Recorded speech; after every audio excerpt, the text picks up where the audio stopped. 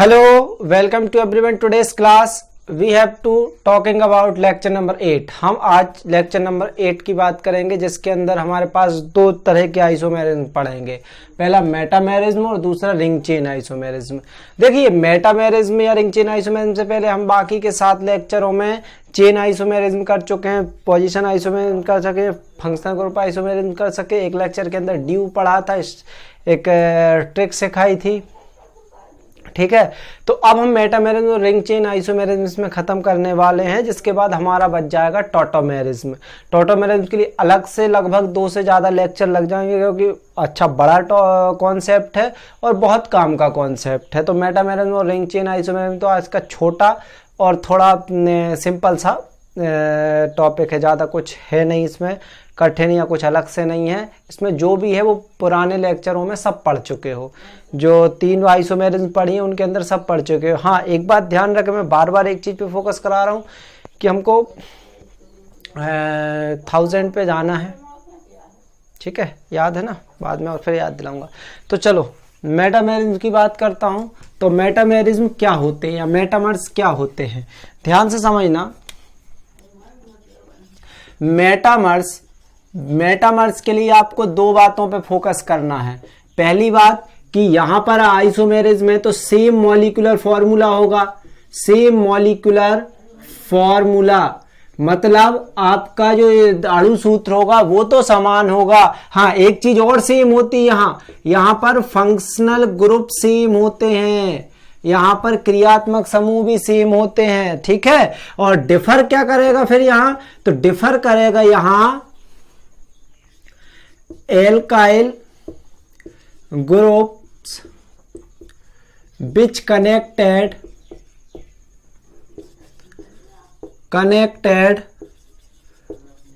both side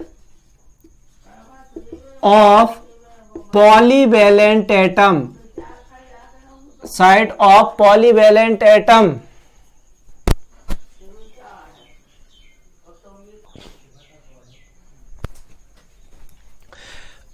तो both side of polyvalent atom. Polyvalent atom देखना, यहां एक बात ध्यान रखना, पॉलीवैलेंट एटम में ही आइसोमेरिज्म पाई जाएगी। ये कहां कहां पाई जाएगी ये बात ध्यान रखना। कैसे, फिर मैं आपको समझा रहा हूं कि मेटामेरिज्म क्या होती है। ये मेटामर्स होते हैं और इस फिनोमिना को आप बोलते हो मेटामेरिज्म, या हिंदी वाले इसको बोलते हैं मध्याव्यवता। हिंदी वाले इसको बोलते हैं मध्याव्यवता। अब क्या होती है, ध्यान से समझना कि जैसे ये होती उनमें है जैसे जो पॉलीवैलेंट एटम होते हैं, जैसे ऑक्सीजन हुआ, सल्फर हुआ, नाइट्रोजन हुआ, या कार्बन से जुड़े ग्रुप हुए, फंक्शनल ग्रुप जिनमें कार्बन से अटैच होते हैं, इनसे जो अटैच होते हैं उनके अंदर ही इसके पाए जाने की संभावना होती है। फॉर एग्जाम्पल मैं एक एक उदाहरण लेकर के आपको समझाता हूं। जैसे मान लो मैं लेता हूं ईथर के अंदर पाई जाती है, एल्कोहल के अंदर नहीं पाई जाती। क्यों, आपको समझ आएगा। ईथर लिया हमने, ईथर के अंदर हमने एक फॉर्मूला लिया कि CH3O, ठीक है, CH2 CH3, ठीक है। अब इस कंपाउंड में यदि इसका बेसिक फॉर्मूला देखो तो क्या है कि 1 2 3 4 3 1 2 3 4 4 C4, H कितने हैं, 3 3 6 और 4 10 O। ये जो फॉर्मूला है, यदि आप इसके ईथर बनाओगे तो एक आइसोमर ये बनेगा, दूसरा आइसोमर क्या बनेगा, दोनों साइड बराबर ले लो, CH3 CH2O CH2 CH3, ठीक है। तो आपके पास ये 2 पोजीशन है। अब यहां देखो, मैंने कहा कि सेम मॉलिक्यूलर फॉर्मूला, देखो एक और दो, दोनों के मॉलिक्यूलर फॉर्मूला सेम है। ध्यान से समझना, दोनों के मॉलिक्यूलर फॉर्मूला सेम है और फंक्शनल ग्रुप दोनों में ईथर है, फंक्शनल ग्रुप वो भी सेम है, बट डिफर एल्काइल ग्रुप, मतलब जो एल्किल ग्रुप है वो which connected both side of polyvalent atom. यहां पॉलीवैलेंट एटम में मेन ग्रुप क्या है, O। इसके दोनों साइड जो ग्रुप जुड़े हुए हैं उनमें डिफरेंस होना चाहिए। यदि इसमें ध्यान से देखो तो इसमें यहां पर जुड़ा है, एक्चुअल में जो एल्काइल ग्रुप जुड़ा है वो जुड़ा है C3, H कितने हैं, 2 4 7, तो C3H7 जुड़ा हुआ है, बट यहां पर C2H5 जुड़ा है। तो ये दोनों एल्काइल ग्रुप जो बोथ साइड, दोनों साइड एल्काइल ग्रुप जुड़े हैं वो डिफरेंट हैं। तो ये एक दूसरे के क्या हैं, मेटामर हैं और इस फिनोमिना को इनके लिए बोला जाएगा मेटामेरिज्म। ठीक है, तो ये ईथर के अंदर पाया जाता है, क्योंकि ईथर के पास पॉलीवेलेंट मतलब जिन फंक्शनल ग्रुपों के पास अपने दोनों साइड हाइड्रोजन जोड़ने की कार्बन या एल्काइल ग्रुप जोड़ने की कैपेसिटी, उनमें ये पाए जाने की संभावना होती है। फॉर एग्जांपल ईथर का ही एक छोटा भाई एल्कोहल है, तो एल्कोहल में यदि बात करोगे तो इसमें नहीं पाई जाएगी। रीजन क्या है? क्योंकि एल्कोहल में आप देखो तो ROH, H पहले से जुड़ा, एक ही जगह खाली है तो वहां पर आप R जोड़ दोगे। तो जब हम देखते हैं कि दोनों साइड होना चाहिए, तो अब एक साइड तो डिफरेंट है ना, यहां देखो दोनों साइड ग्रुप जोड़ने की बात है, तो यहां पर एल्कोहल के अंदर ये नहीं पाया जाता है। ठीक है, तो ये होती मेटामेरिज्म की, हम ईथर के अंदर देख लेते हैं। ठीक, अब ये देखो किस किस के अंदर पाई जाएगी, तो आप देखोगे ईथर के अंदर पाई जाएगी। ठीक है, हम यहां लिखते चलते हैं किसके अंदर नहीं होगी, किसके अंदर नहीं होगी देखते हैं। तो अब भी हमने देखा किसके अंदर नहीं होगी, ये एल्कोहल के अंदर नहीं होती। मैं और बता दूं, एल्डिहाइड के अंदर नहीं होती है क्योंकि उसके एक साइड हाइड्रोजन लगा होता है। ठीक है, ये एसिटिक एसिड के अंदर नहीं होती है।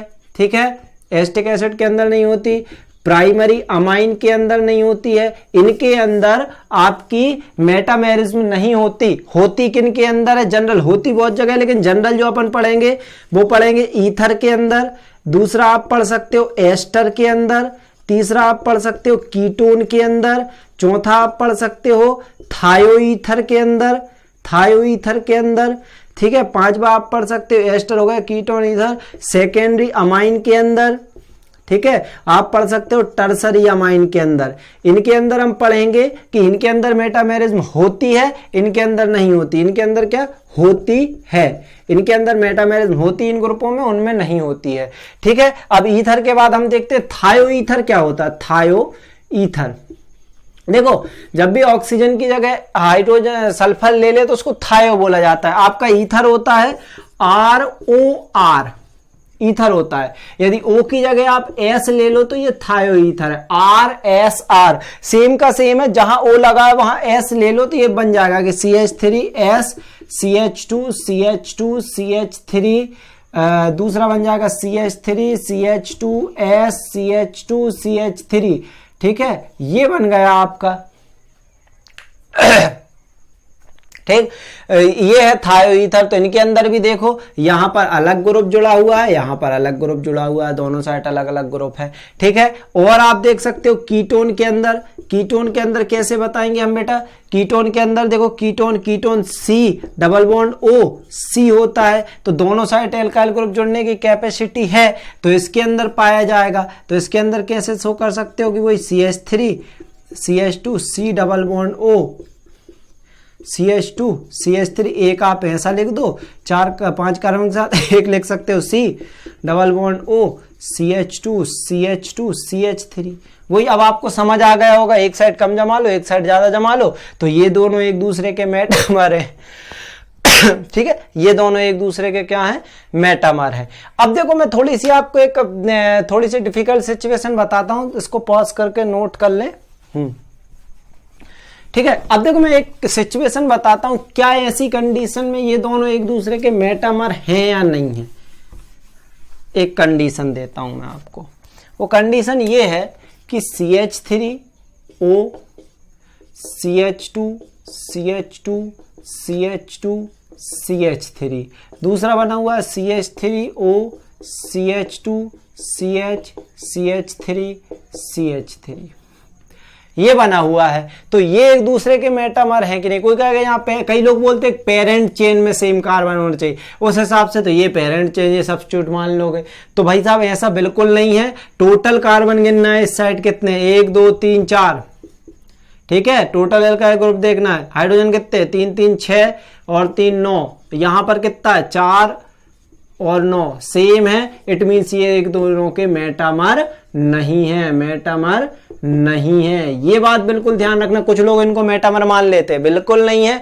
आपको इससे कोई मतलब नहीं है कि एन ग्रुप जुड़ा है, आइसो जुड़ा है, नियो जुड़ा है, कौन सा सेम एल्काइल ग्रुप है कि नहीं, बस ये देखना है।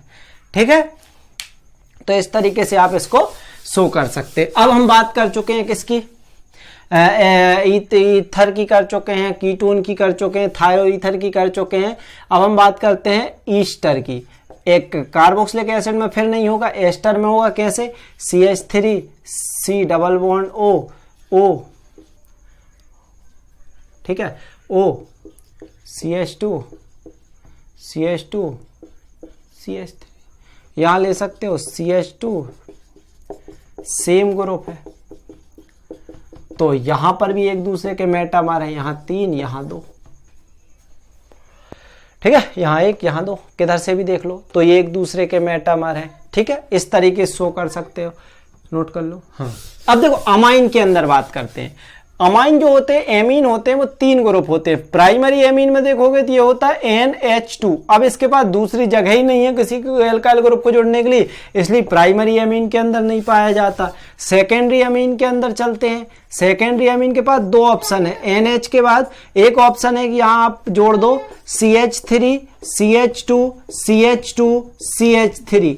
सेकेंड साइड आप जोड़ सकते हो CH3 CH2 NH CH2 CH3। अब यहां देखो कार्बन टोटल तो ग्रुप में वही है 3 और 1 4, इधर भी 3 और 1 4, बट इस साइड आपको देखोगे तो प्रोपाइल ग्रुप जुड़ गया, इस साइड आप देखोगे तो इथाइल ग्रुप जुड़ गया। यहां मिथाइल है और यहां पर आपका इथाइल है। इट मींस यहां पर दोनों में एल्काइल ग्रुप डिफरेंट है, तो these are a metamers, these are a metamers.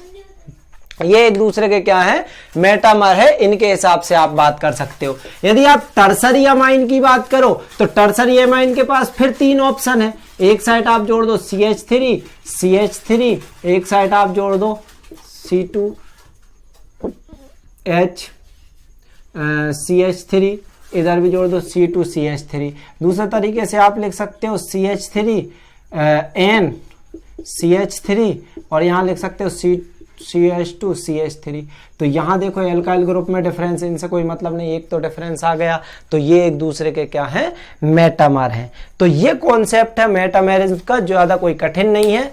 आपने मेटामेरिज्म सीखा, फटाफट इससे चीजें नोट करो। हम अब पढ़ते हैं रिंग चेन आइसोमेरिज्म, छोटा सा टॉपिक, और उसके बाद कहानी करते हैं खत्म। बात करते हैं रिंग चेन आइसोमेरिज्म की। रिंग चेन आइसोमेरिज्म की बात करते हैं। रिंग चेन आइसोमेरिज्म मतलब श्रृंखला और चक्रीय समवायता। इसमें आपको मैं बात बता दूं, सब चीजें सेम है, कुछ अलग नहीं है इसमें। सेम आपका मॉलिक्यूलर फॉर्मूला है, बस एक ही चीज में अंतर है, रिंग और चेन। मतलब एक स्ट्रक्चर क्या होगा? एक स्ट्रक्चर होगा आपका, जो पहला एक स्ट्रक्चर होगा वो रिंग होगा और दूसरा स्ट्रक्चर क्या होगा? चेन होगा। अब मैं इसके लिए एक बहुत अच्छी बात बताता हूं, जो ड्यू निकालना सिखाया है। ड्यू की वैल्यू यदि ग्रेटर देन आर इक्वल 1 आ रही है, मतलब 1 के बराबर या 1 से बड़ी, तो वहां isomerism, ring chain isomerism show होने की संभावना है। और एक बात हमेशा याद रखना, जो ड्यू निकालना सिखाया, यदि ड्यू की वैल्यू 0 है, यदि ड्यू की वैल्यू 0 आती है या 1 से कम आती है, तो आप हमेशा याद रखना ड्यू यदि 0 है तो रिंग चेन आइसोमेरिज्म कभी भी कंपाउंड शो नहीं कर सकता। रिंग चेन आइसोमेरिज्म नहीं होगी, ये बड़ी बात है, नहीं होगी। ये बड़ी बात याद रखना कि आपके पास जहां भी यदि ड्यू की वैल्यू 0 है तो रिंग चेन आइसोमेरिज्म तो होने वाली है नहीं, ये बात याद रखना बिल्कुल। अब देखो आगे यदि अपन बात करें रिंग चेन आइसोमेरिज्म में, तो ड्यू की वैल्यू 1 आनी चाहिए था। हम एक छोटा सा उदाहरण ले लेते हैं, हम ले लेते हैं C3H6, ठीक है। और इसके लिए एक बात और है, कार्बन की संख्या 3 या 3 से ज्यादा होनी चाहिए, तभी ये रिंग चेन आइसोमेरिज्म होने की संभावना 3 से कम में नहीं होती है, ठीक है। और कॉपी पेन निकाल के बैठा करो, नोट किया करो जो छोटी छोटी बातें बोलते हैं, ठीक। C3H6 में बनाओगे तो 1 बनेगा। अब ड्यू की वैल्यू इसके लिए निकालोगे तो 1 आएगी। आप कैलकुलेट कर लेना, फॉर्मूला बताया है कैसे। कार्बन 3 है, हाइड्रोजन 6/2, नाइट्रोजन है नहीं तो 1 आ जाएगी, तो वैल्यू आएगी सॉल्व करने पे 1। ड्यू 1 मतलब डबल बॉन्ड CH3, ये बन गया एक स्ट्रक्चर। इसकी ही आप एक रिंग बना सकते हो, ठीक है। तो यहां पर इसको क्या लिख सकते हो? CH2 CH2 CH2 CH2। तो एक चेन है और एक रिंग है, दोनों में डिफरेंस है। These R ring chain isomer. For example कोई कह सकता है यहां सर चेन है और यहां पर आपकी फंक्शनल ग्रुप आइसोमेरिज्म लग रही। ध्यान से समझना, यहां ध्यान से समझना, ये फंक्शनल ग्रुप है बट यहां पर चीजें बदल गई। ये आपका एल्कीन है और ये एल्केन है, ठीक है, ये एल्कीन है, ये एल्केन है, तो फिर इसको रिंग चेन कहेंगे कि फंक्शनल। अब भी बताया था RTFMCP।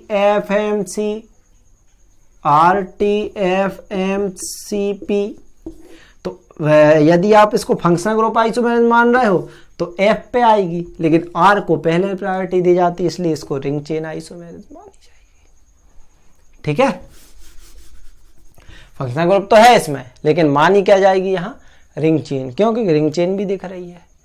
तो ये बात है कि रिंग चेन आइसोमेरिज्म आप इस तरीके से शो कर सकते हो, और भी एग्जांपल ले सकते हो, उसमें कोई दिक्कत नहीं।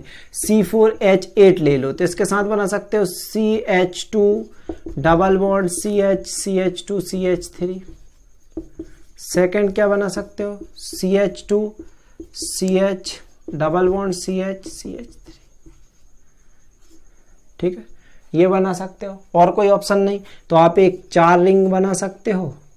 ठीक है, चौथी, और एक 3 रिंग के साथ एक सिंगल बॉन्ड निकाल सकते हो, 5 स्ट्रक्चर बना सकते हो। तो अब यहां समझना, ये दोनों आपके क्या हैं, ये दोनों आपके क्या हैं, यहां चेन सेम है, बस पोजीशन 1 और 2, तो ये पोजीशन आइसोमर है फर्स्ट एंड सेकंड। यदि आप सेकंड एंड थर्ड को देखोगे तो एक चेन है एक रिंग है, तो रिंग चेन आइसोमेरिज्म है। ये दोनों में चेन रिंग ही रिंग है, तो फिर आप इसमें पोजीशन में डिफरेंस देखोगे। ठीक है, इसमें चेन में डिफरेंस देखोगे कि रिंग में डिफरेंस अलग अलग प्रकार की, तो ये रिंग दोनों ही आपके क्या है, चेन रिंग आइसोमर है। ठीक, अब यहां पर आप बात करोगे तो ये रिंग चेन आइसोमर है। ये कैसे है, रिंग चेन एक रिंग है और एक चेन। यदि जहां एक रिंग और एक चेन हो तो वो रिंग चेन आइसोमर होंगे और उनको सबसे ज्यादा प्रायोरिटी दी जाती है। तो ये आई होप आपको समझ आया होगा। ये थे आपके कुछ बातें जहां पर हमने मेटामेरिज्म पढ़ा, रिंग चेन आइसोमेरिज्म पढ़ा। नेक्स्ट वीडियो के अंदर हम बात करने वाले हैं टॉटोमेरिज्म की। टॉटोमेरिज्म बहुत जरूरी है और ये बड़ा टॉपिक है, तो हो सकता है 2 या 3 वीडियो लगे इसमें, और बहुत डिटेल से उसको भी पढ़ेंगे। इसके बाद स्ट्रक्चरल आइसोमेरिज्म आपका खत्म हो जाएगा, फिर ऑप्टिकल आइसोमेरिज्म पे आएंगे। फटाफट चलते जा रहे हैं। और हाँ, आप 1000 सब्सक्राइबर का ध्यान रखें, जितने जल्दी कराएंगे। 42 ईयर लाइव कराऊंगा, 42 ईयर लाइव कराऊंगा, तो इस पर फोकस करें। ठीक है, थैंक यू।